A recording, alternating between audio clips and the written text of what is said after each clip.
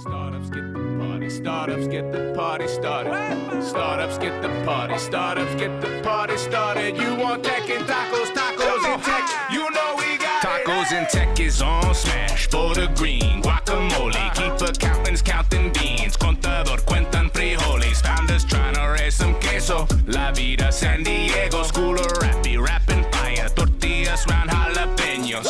In these modern times of craft beer and coffee, my coding yoga posse, fold the body, origami. We be surfing Coronado, eating tacos el gordo. The taco stand in puesto, lucha libre and sombrero. Gotta shout out Tecos Angels by the ocean, watch the sunset. La Jolla Shores, entrepreneurs trying to get funded. When San Diego Startup Week is popping in the summer, Oceanside to Tijuana, SD be full of hustlers. From couch surfing to penthouses right on the beach.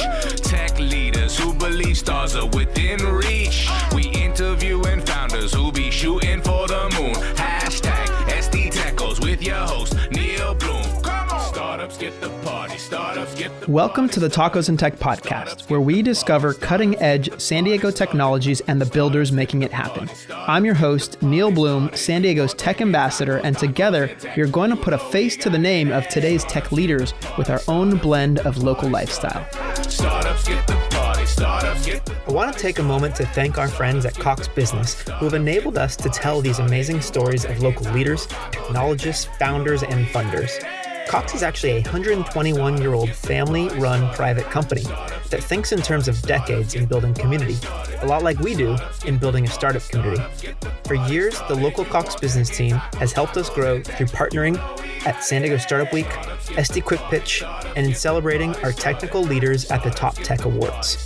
The Top Tech Awards are September 17th, and you can join this unique virtual networking event and awards ceremony with a very cool avatar environment built by local tech company Spendla. Buy your tickets and see who the nominees are at toptechawards.com. Thanks again to Cox Business for your partnership.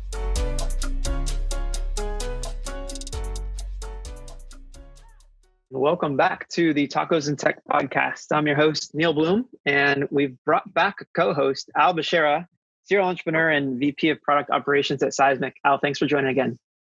Hey, good to be here.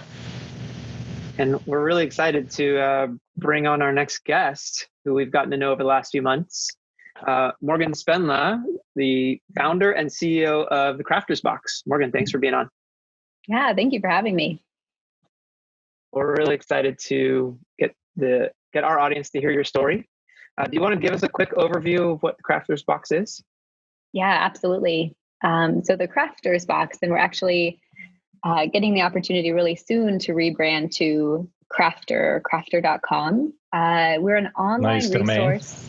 Thank you, right? I think it says exactly who we are, very straightforward. And we want to be the go-to online resource for crafters, for hobbyists, specifically in arts.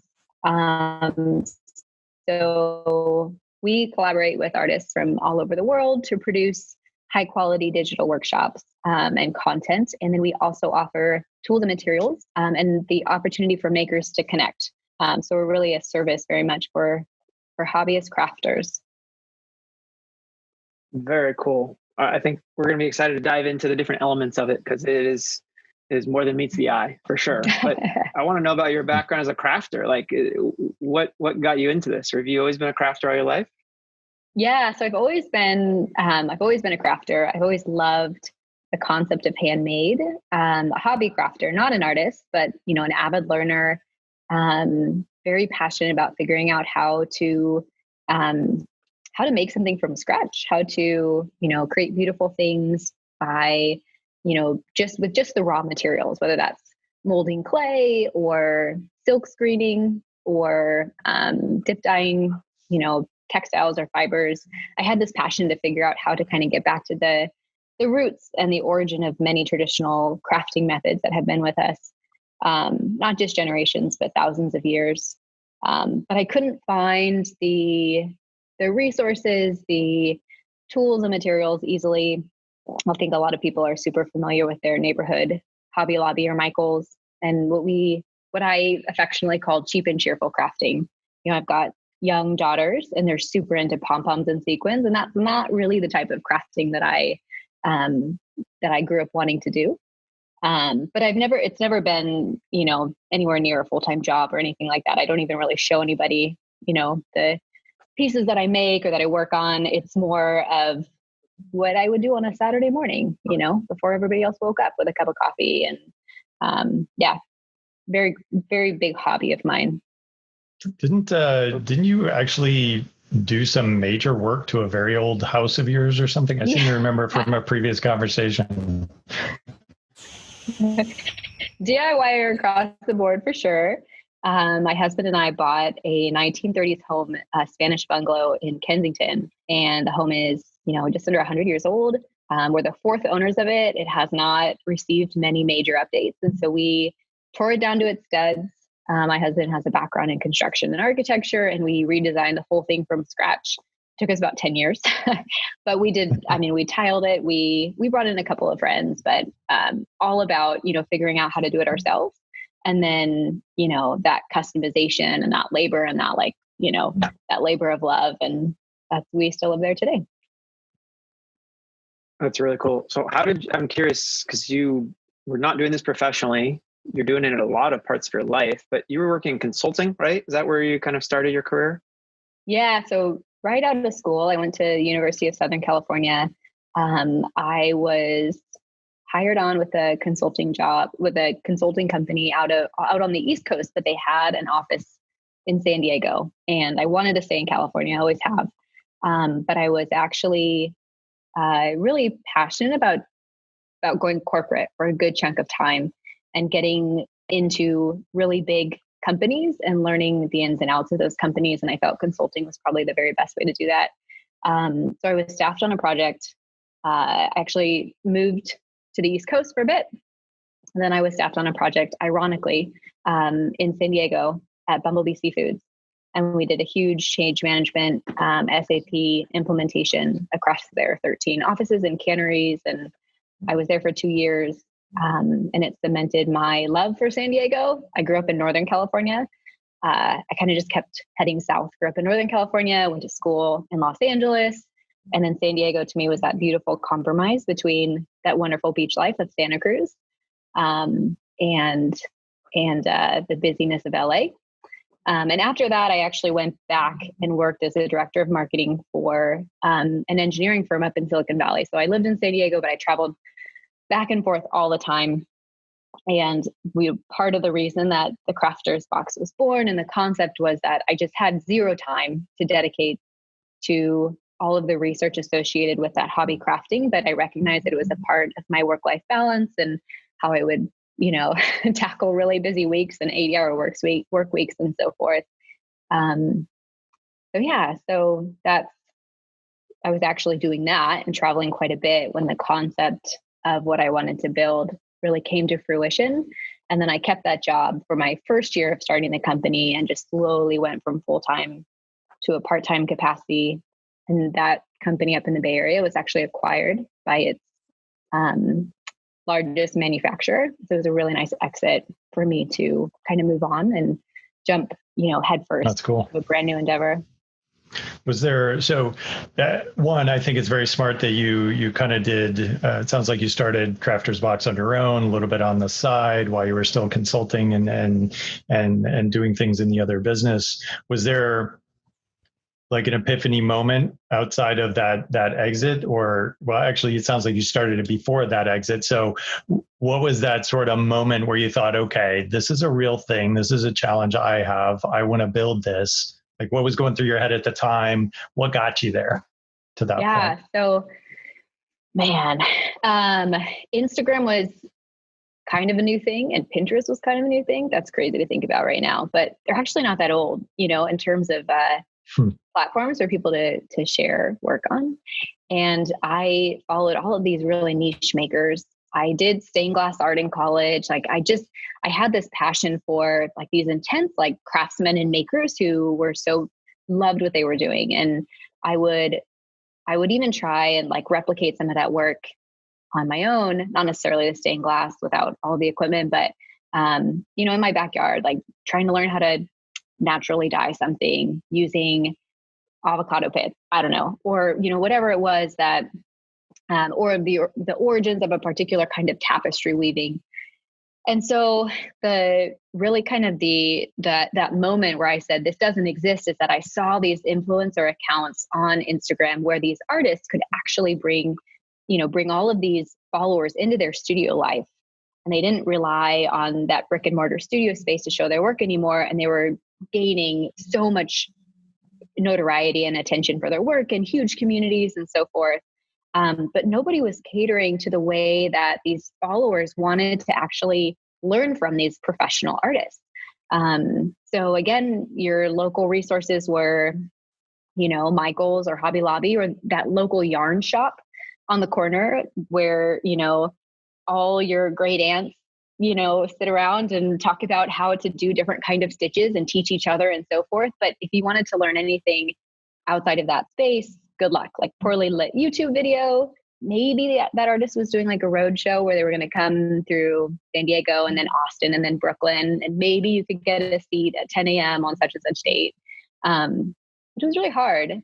And to align yourself or to go out there and find some of those really cool resources or tools and materials that those artists were using, like near impossible. So I had one of those moments where I was trying to build something really cool and creative. And I was at like a Hobby Lobby or some type of store at 9:00 at night and I had my little kids in a cart and they were about to turn it over. And I was working those 60, 70-hour weeks. And I just got so frustrated. And I ended up buying like the whole aisle of like metal and leather supplies to build this project. I was so frustrated. And hundreds of dollars later, I got home. I tried to do the project that weekend and everything kept breaking. And I couldn't Google how to fix it online. It's like, there's got to be a better way. I've seen these artists, I've seen these artists teach these kinds of workshops. Why can't we bring that online? And this was the very early days of some other major, companies trying to do that in that space. But again, they were going after a very craftsy niche audience and not this incredible audience that was growing gardens in their backyard and making food from scratch and going after slow fashion and slow food and building that movement of getting back to the roots of what they were doing. Nobody was catering to it. It just didn't exist. So that's where it came from. That's awesome. So obviously a ton of passion there, which is really great. Do you remember that feeling when you went all in? That kind of like, okay, like I know you transitioned part-time, but like at some point, you're like, this is my business, this is my baby. Do you kind of remember that feeling, that memory? Yeah. So I think I figured out, for about a year, I would say I was ruminating on the idea for maybe 6 months or so. And I built myself a really solid business plan, what the company needed to look like in a year, 3 years, and so forth. I figured out how much money I needed to launch the company. I made sure I had that amount in my 401k. And I took those steps to make it happen. And that, I would say, was my all-in moment. I hadn't left my my job yet, my W-2 job, but I pulled all that money out of my 401k. I actually am super passionate about investing in the stock market, and I had done decently well on a couple of like really cool senior thesis projects in college. And I felt like I had given myself permission to do something really special with that one day. And I decided that this was it. And I put my own money in. I decided I was going to bootstrap it. I put my own money in. I reached out to so many artists and said, hey, here's what I'm building. Here's what I'll do for you. Like, I will build a beautifully produced workshop video and how you do what you do. And you don't have to teach 20 people at a time in 20 different cities and spend 4 months doing that tour. You can teach thousands of people in one sitting. And I had artists that said yes. And so I booked them plane tickets. On the sly, my assistant at my corporate job started to work with me as my assistant on this job. And she helped me manage a lot of the logistics. we brought them all out to San Diego. We did our very first round of filming, and that was like the very all in, like, I can't look back now. Like, these artists are relying on me. We're launching this. Yeah, that was very pivotal.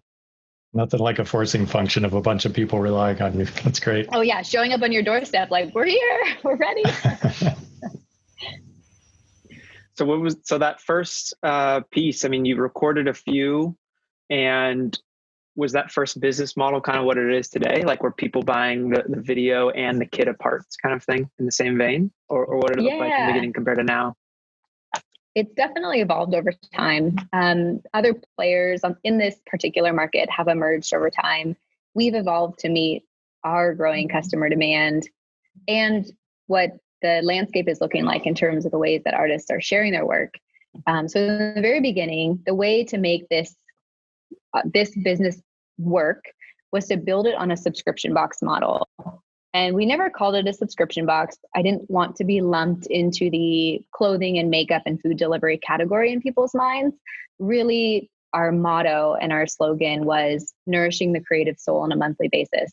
If you're a crafter, you're a crafter. And there are so many makers, whether they're quilters or they're wood craftsmen, or they're, even, weavers or scrapbookers. They're all over the US, and they actively participate in making and crafting many, many times a month, generally speaking. So I liked this idea of delivering a different kind of workshop and a different concept on a monthly basis.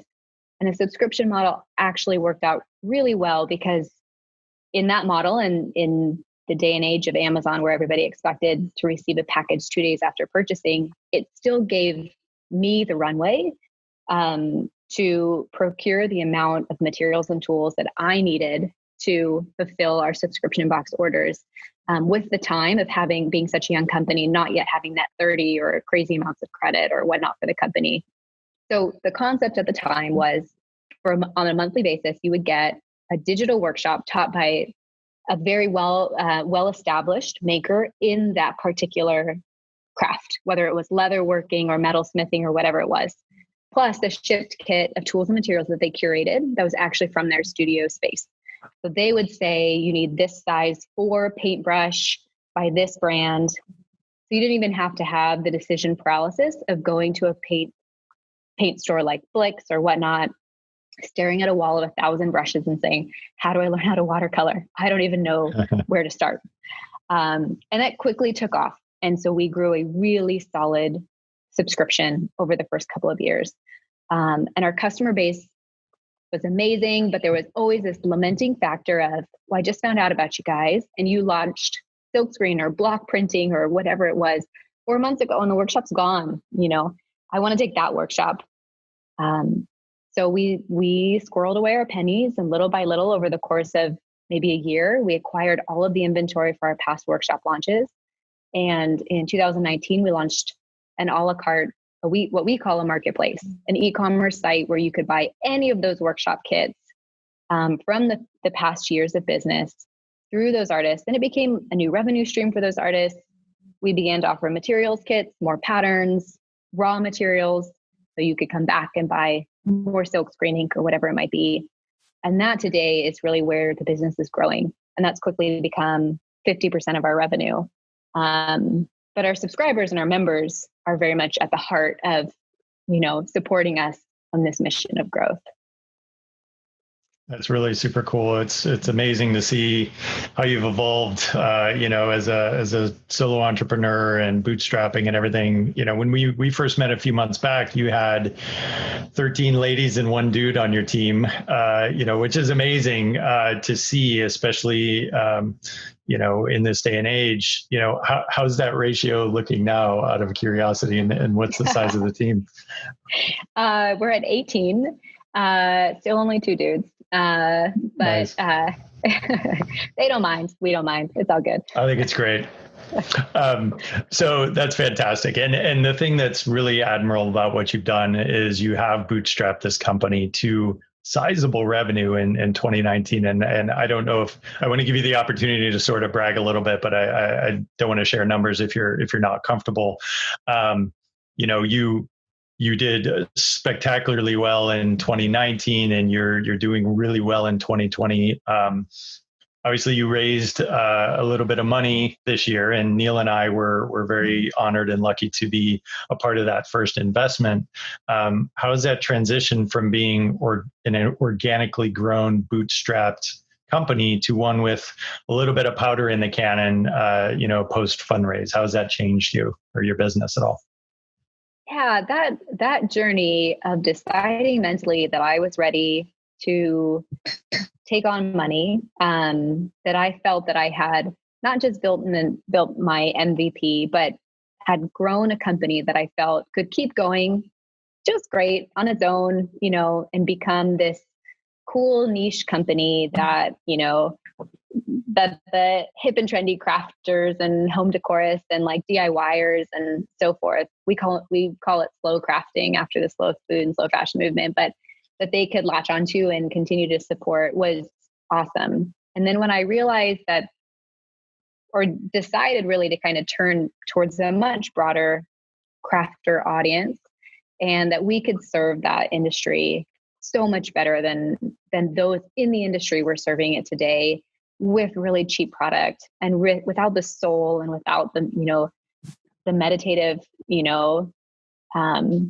aspects that wellness that so many people were looking for, and why they go out to their garage and have a wood carving studio, and why they have a sewing room, and there's reasons behind that hobby making. I knew that to get to that next level, we were going to need to bring on, like you said, some powder in the cannon. That was really important. So that was exciting, So what we are today is not going to be who we are in 2 years. It's going to look so drastically different. And as we get to expand and as we get to grow in that space and really kind of lean into the different areas that our community is taking us, it's exciting because we get to do that. And on the numbers side, we've had the opportunity to double our revenue every single year. And we hope that by investing a little capital into, who we are today and becoming a little bit more of a digital plus inventory business out there,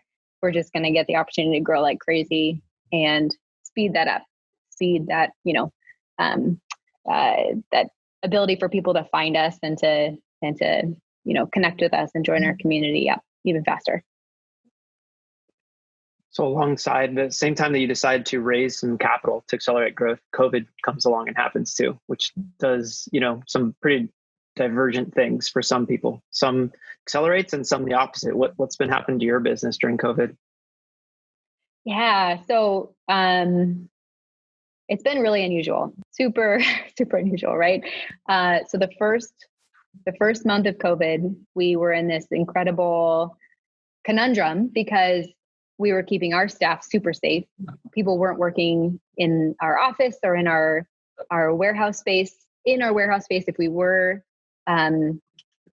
keeping staff in there, we were running these really odd shifts so people didn't have to work together. So we saw a huge influx in orders. People wanted to craft and make from home. To this day, you still can't find a sewing machine anywhere in the US. I mean, there are certain crafting materials that are just inaccessible because people are stuck at home. And that's one of the ways that they exercise their brain, is they learn how to make things and they keep making. So we've done exceptionally well on that end. On the flip side of that, figuring out how to navigate the distribution and logistics center, of which we have 2 warehouse spaces here in San Diego in COVID times, is so tough. Appreciating, and sharing that message with your consumer base and so forth, so that they're equally understanding on, how tough it is to ship. And it's the postal right now, what's happening with post offices and just with all couriers, private or not.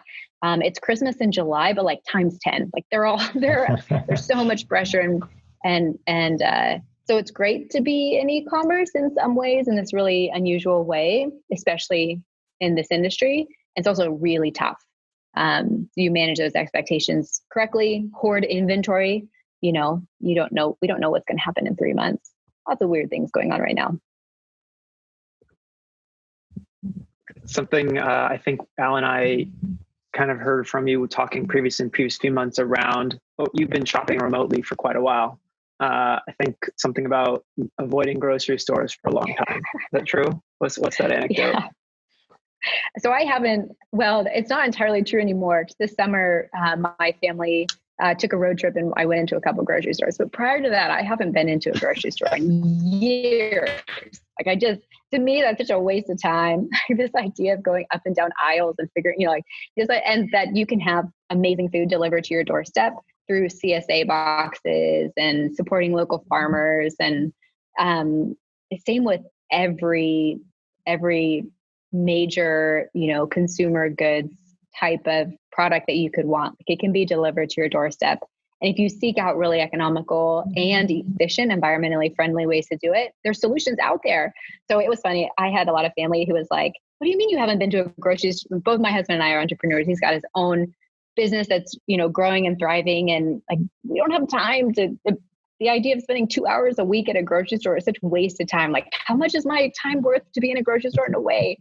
So we have we've got 9 different online outlets, everything from online alcohol delivery through Bevmo to those supporting that awesome neighborhood market that delivers.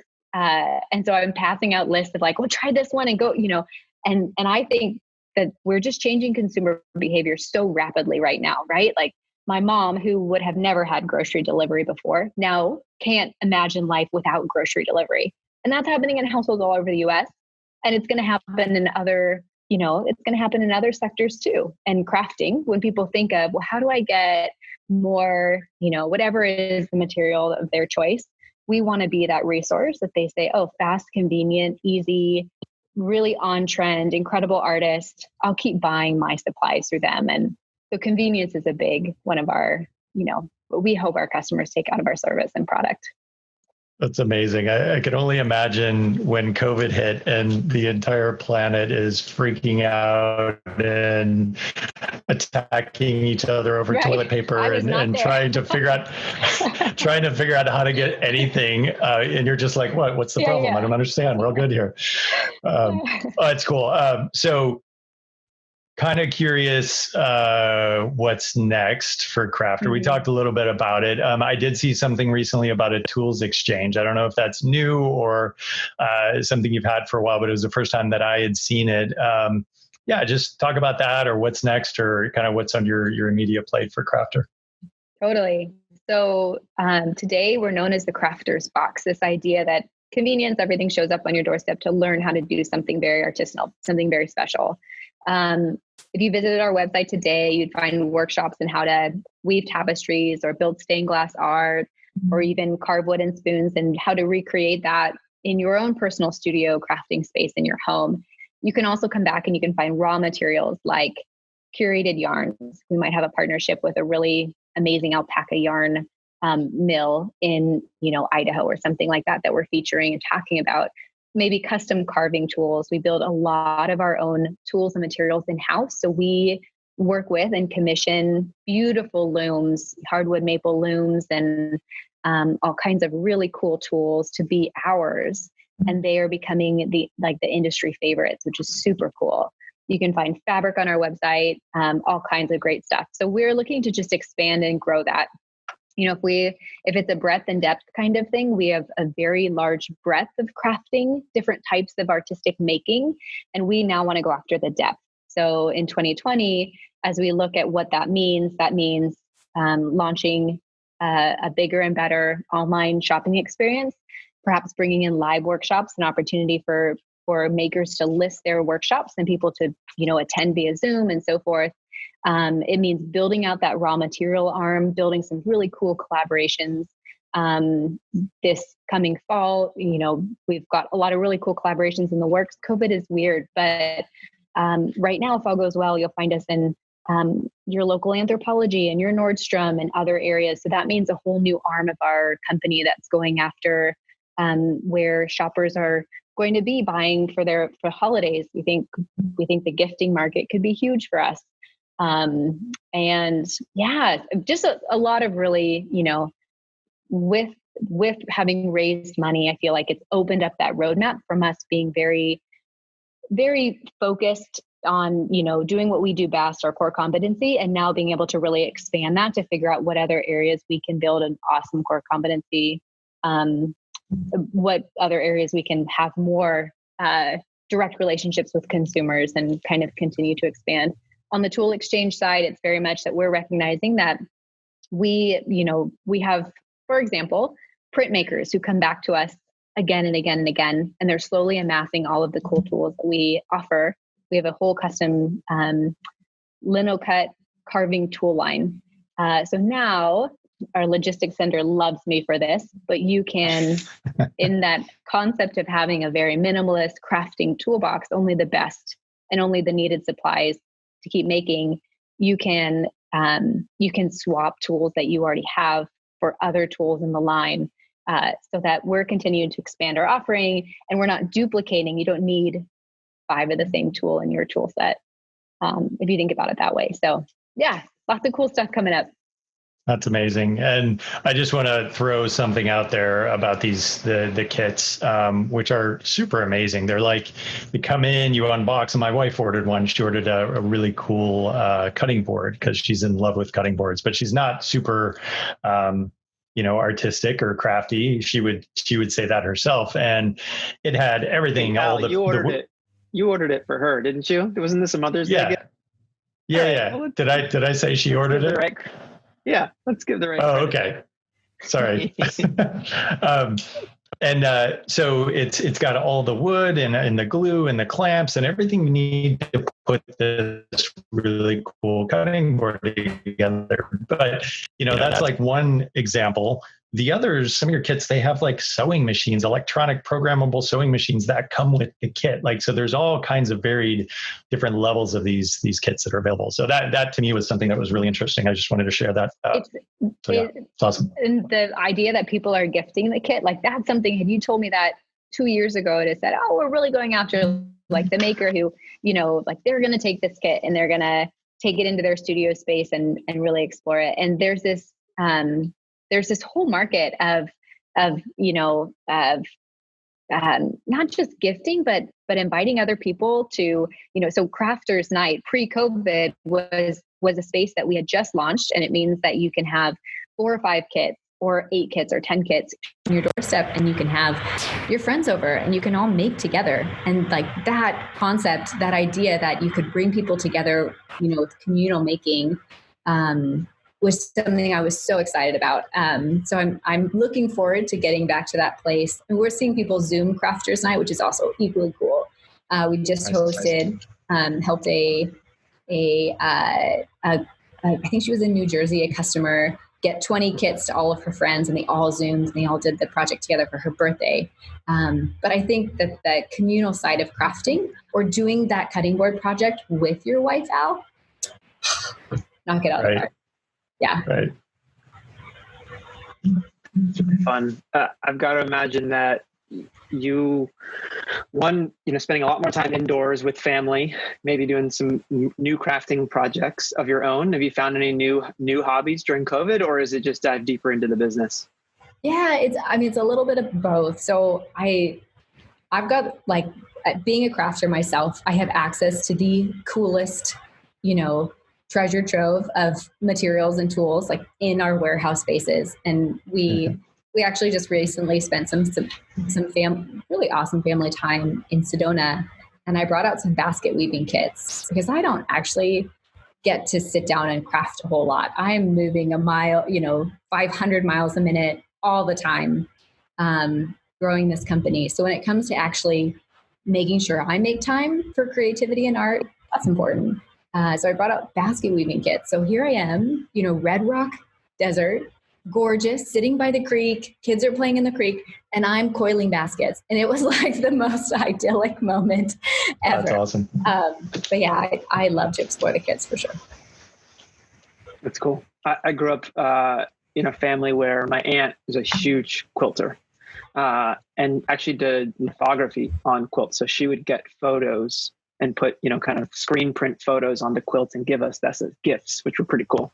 So I'm excited. She's one of the biggest listeners of this podcast. She writes me after every episode and tells me how it does. So I'm excited for Aunt Sue to hear about Crafter and hear this episode. This one's for her.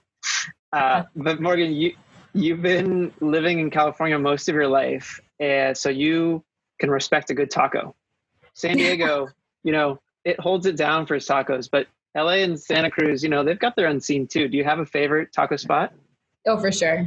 So we live in Kensington. We love the walkability. We live within 3 blocks of Ponce's.